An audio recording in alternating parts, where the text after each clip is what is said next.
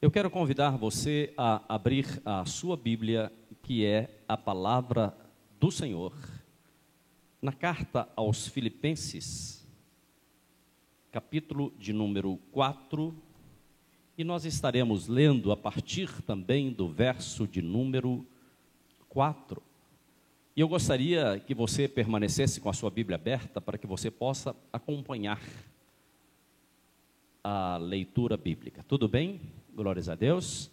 Queremos cumprimentar você que está nos vendo da sua casa, que Deus possa te abençoar e falar poderosamente ao seu coração nesse dia de hoje, que é um dia especial para você.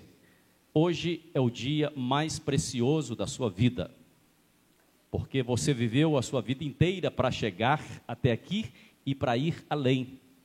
Por isso que a gente ouve a palavra de Deus, porque a palavra de Deus, ela é lâmpada para os nossos pés, ela nos ensina, ela nos orienta, ela redireciona os nossos caminhos. Por isso, a carta aos Filipenses, capítulo de número 4, e o verso também de número 4, diz assim: alegrai-vos sempre no Senhor. Eu vos afirmo, alegrai-vos. Seja vossa amabilidade conhecida por todas as pessoas, e breve voltará o Senhor. O verso 6 diz assim: não andeis ansiosos por motivo algum. Pelo contrário, sejam as vossas solicitações declaradas na presença de Deus por meio de oração e súplica com ação de graça. E a paz de Deus, que ultrapassa todo o entendimento, guardará o vosso coração e os vossos pensamentos em Cristo Jesus. E o verso de número 8 diz assim, concluindo, caros irmãos, absolutamente tudo o que for honesto, tudo o que for justo, tudo o que for puro, tudo que for amável, tudo que for de boa fama, se houver algo de excelente ou digno de louvor, nisso pensai. Apenas até aí. Algum tempo atrás, as Nações Unidas,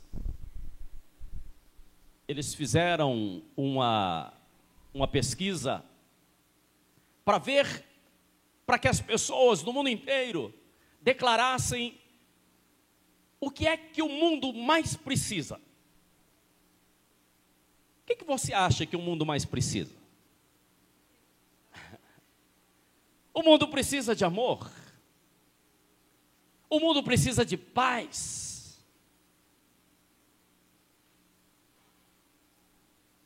E é exatamente o que nós também precisamos. O apóstolo Paulo escreve uma carta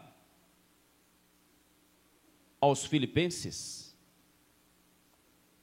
Os filipenses estavam vivendo um momento complicado, difícil.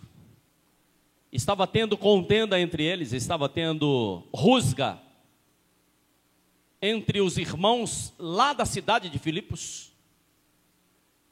Alguns estavam sendo desleais, alguns haviam deixado de fazer as coisas do Senhor, alguns estavam se degladiando entre eles. E o apóstolo Paulo escreve uma carta, o que você acabou de ouvir. E Paulo diz assim: alegrai-vos no Senhor. E diz assim, outra vez, alegrai-vos. Aí nós podemos imaginar, mas Paulo deveria estar no seu escritório, com ar-condicionado, um ambiente maravilhoso, tomando um suco de laranja no seu escritório, escrevendo uma carta ao povo de Filipos. Não. O apóstolo Paulo não estava no seu gabinete, pelo contrário, o apóstolo Paulo estava na cela de uma cadeia. estava em uma prisão. E mesmo vivendo uma vida de prisão, porque ele estava pregando o evangelho, não era porque ele tinha cometido algum crime, não. É porque ele estava pregando o evangelho de Jesus. Por isso ele fora preso. E ele manda uma carta maravilhosa dizendo que aquelas pessoas deveriam se alegrar. E ele diz: outra vez alegrai-vos. Na verdade, Paulo estava dizendo que aquelas pessoas deveriam ter um propósito na vida deles, e que eles deveriam se esforçar para conhecer o propósito que Deus tinha para a vida deles. Ou seja,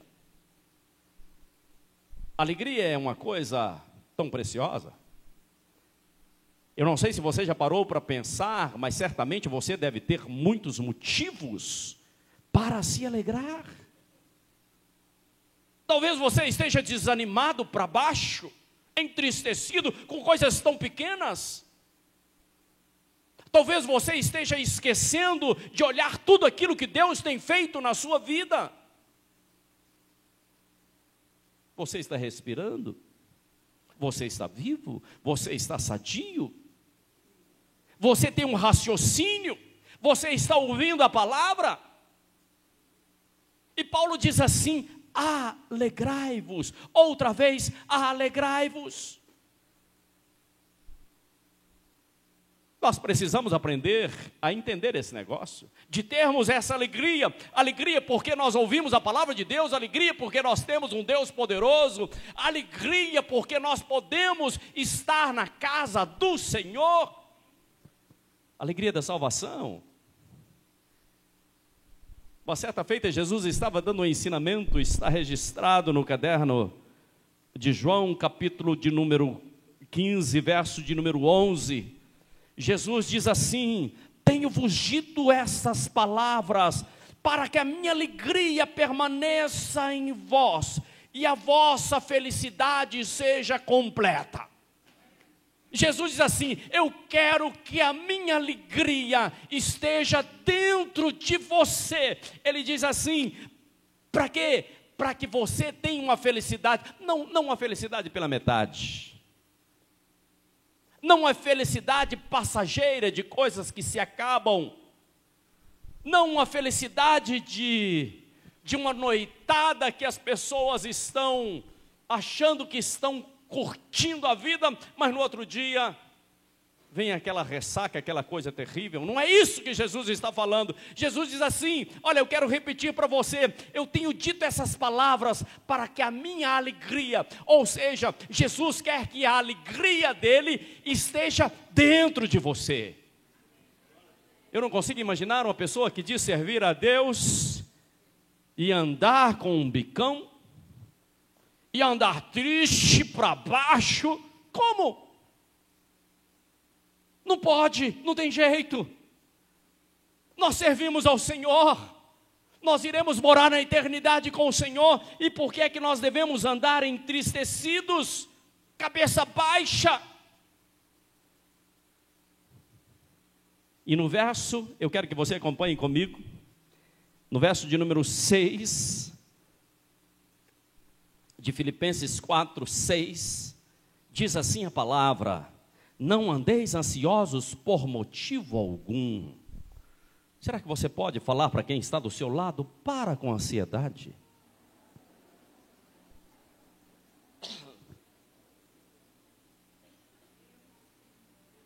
Diz a palavra: não andeis ansiosos por motivo algum, que nada venha a te tornar uma pessoa ansiosa. Aliás, as pessoas andam muito ansiosas. Volta e meia a gente vê pessoa comendo as unhas, crianças, adolescentes, adultos, comendo a unha, ansioso, desesperado. Outros, porque estão ansiosos, comem demais. Outros, porque estão ansiosos, vão fazer compra, estoura o cartão de crédito, enfim, a vida se torna uma bagunça porque está ansioso demais. Eu não sei se você está entendendo o que eu estou dizendo. E a palavra diz assim: não andeis ansiosos por coisa alguma.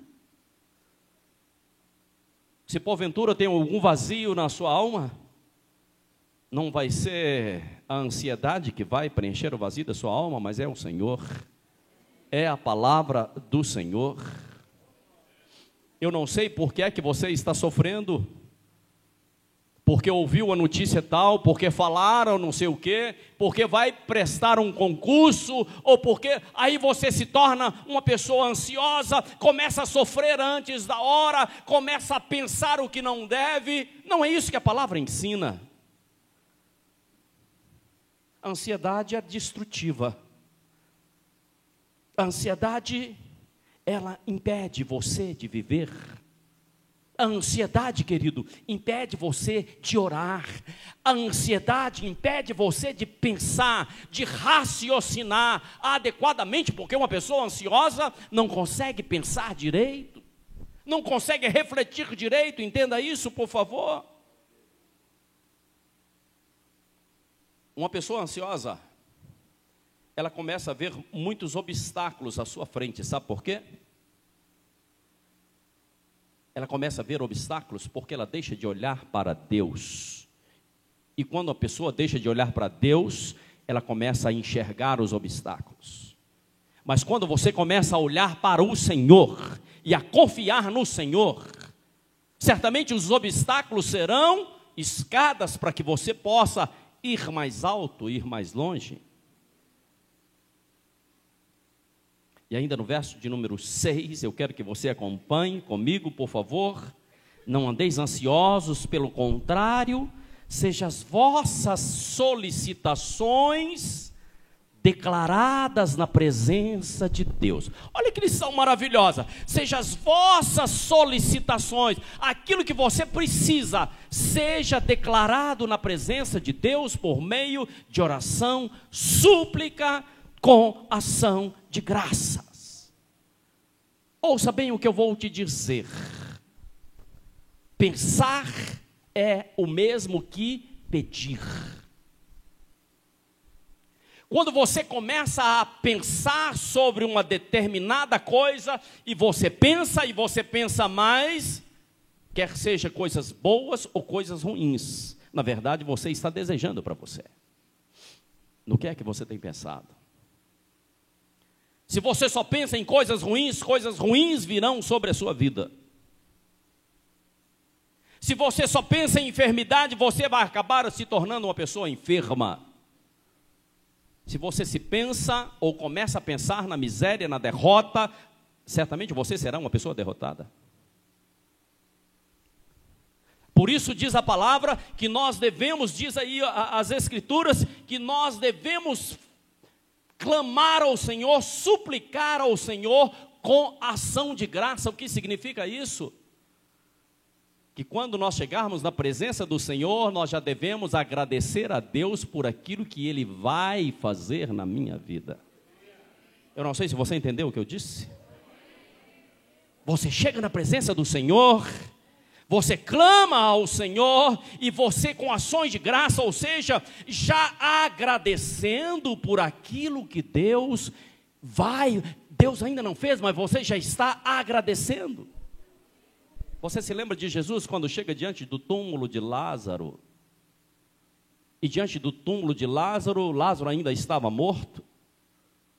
E Jesus, antes de chamar Lázaro para fora, antes de gritar o nome de Lázaro, antes de fazer o milagre, ele já agradece ao Senhor pelo milagre que Deus ainda ia fazer.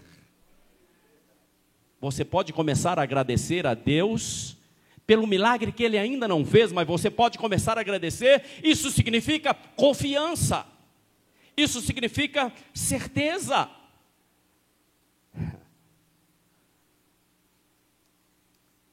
Por isso, aquilo que nós pensamos, aquilo que que vem ao nosso coração precisa estar organizado. A sua vida precisa ter metas, precisa ter objetivo. Você precisa saber para onde é que você está caminhando. O que é que Deus tem na sua vida? Para que é que você nasceu? Por que é que você existe? Porque se você não tem meta, não tem objetivo, você certamente não terá uma rota, não terá um caminho, e você não sabe para onde está indo. Mas quando você tem uma meta, tem um objetivo, você pensa a respeito daquilo, você se prepara para aquilo, você entende exatamente o que é que Deus tem com você, e se você pensa a respeito daquilo, e busca, e clama, diz aqui a palavra, e clama ao Senhor, certamente você vai caminhar. Mas aquele que não tem meta, aquele que não tem objetivo, ele acaba parado pelas circunstâncias, não vai a lugar nenhum. Eu quero falar com você, jovem. Se o seu namorado não tem um objetivo na vida, você pode entrar numa tremenda encrenca. Eu quero falar para você, irmão querido, jovem. Procure saber quais são os objetivos dessa jovem que você está namorando. Precisamos ter objetivos na nossa vida. Precisamos ter meta, precisamos saber exatamente para onde é que nós estamos indo. Porque senão vai ficar indo de um lugar para outro e do outro para o outro. Todos nós precisamos ter objetivos na nossa vida. Porque quando temos objetivos, nós pensamos sobre os nossos objetivos. E pensamentos são construtivos. Mas existem pensamentos também que são destrutivos. Se você olha para a sua vida e a sua vida está destruída, foram os seus pensamentos que te levaram à destruição. Mas você pode renovar os seus pensamentos. Por isso que o apóstolo Paulo ele estava ensinando aos filipenses, e ele dá uma aula tremenda. Ele diz assim: peça, coloque tudo diante do Senhor com ações de graças. Ou seja, Paulo dá uma aula, o que é ou como é nós devemos estar processando aquilo que passa aqui dentro. Como é que nós podemos pensar? O que é que nós devemos pensar? E Deus precisa de homens e mulheres que pensem de acordo com a palavra dEle. Por isso que a palavra de Deus é a nossa bússola. A palavra de Deus é o nosso mapa, é o nosso guia. Não é começar a distorcer a palavra de Deus, não é começar a tentar colocar a palavra de Deus de acordo com o que eu acho, mas eu preciso compreender as verdades que estão nas Escrituras. Entenda isso. Por isso o verso de número 8, eu quero que você siga comigo, que você até sublinhe aí na sua Bíblia.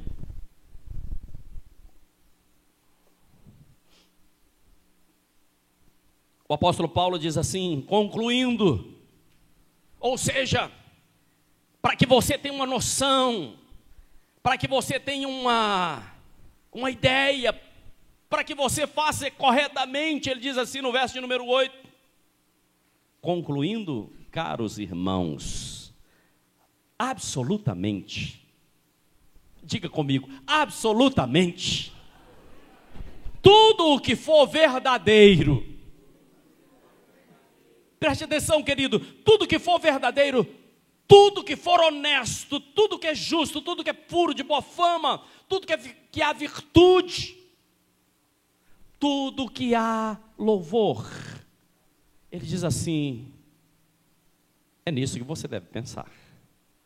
Ou seja, precisamos colocar um filtro no nosso ouvido. Quer ser vitorioso? Quer ser vencedor? Quer ter uma vida abençoada? Quer andar na presença de Deus? Quer que a sua vida seja totalmente transformada? Aprenda, por favor, aprenda. Ele diz assim: tudo o que for verdadeiro. Ou seja, os seus pensamentos precisam ser recheados não de mentiras, não de enganos, não de trapaças, mas tudo o que for verdadeiro. Diz assim: tudo o que for honesto, aquilo que for justo. Coloque a mão sobre o seu coração.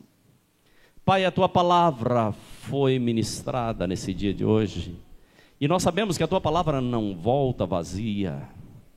Oh Jesus, oh Espírito Santo, venha tocar esse coração, venha tocar essa vida, venha trazer uma transformação profunda sobre essa vida, em nome de Jesus. É o que nós pedimos, e desde já nós agradecemos. Amém, amém, e graças a Deus. Que Deus te abençoe, em nome de Jesus.